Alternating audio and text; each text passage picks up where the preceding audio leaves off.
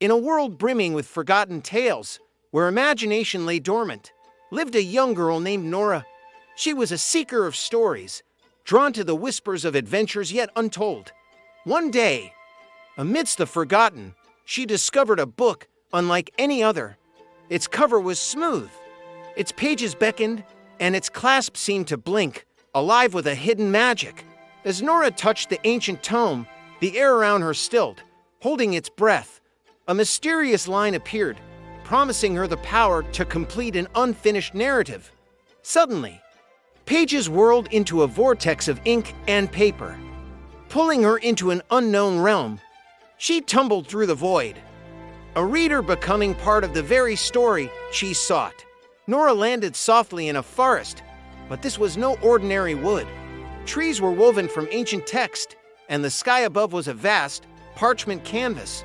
There, she met Ink, a tiny creature made of living ink, with expressive, dark eyes.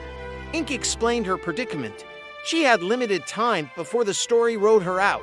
Together, they ventured into the book's world, crossing marshes of shimmering liquid ink. In the ink water, Nora saw a haunting reflection of her future self, a glimpse of what could be. Suddenly, creatures of pure white space, the unwritten, emerged from the shadows. They chased Nora and Ink. Their blank forms a terrifying void. Nora escaped, but noticed strange ink handwriting appearing on her arm, a mark of the book's influence. In a desolate stone battlefield, they found Kale, a young knight frozen mid-sentence.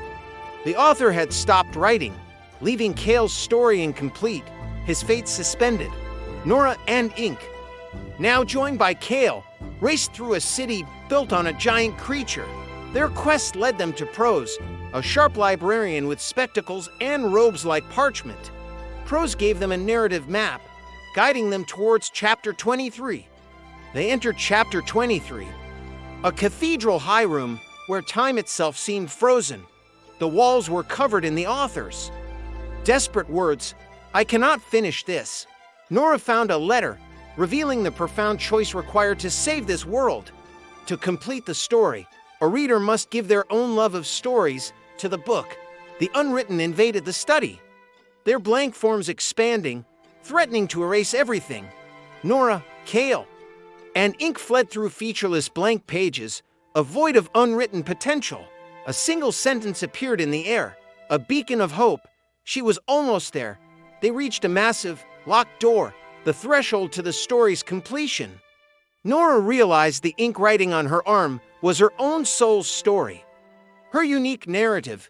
With a deep breath, she pressed her arm to the lock, transferring her story into the book. The author's name, matching the book's title, appeared, and the door swung open. Throughout the book, text flourished, completing incomplete narratives.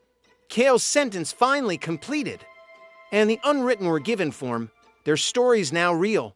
Nora awoke in her attic, the golden light now soft and familiar. The book was closed, its title now proudly displaying her own name. Nora. Back in her room, Nora placed the book on her shelf, a testament to her journey. She felt changed, realizing that stories need readers to truly come alive.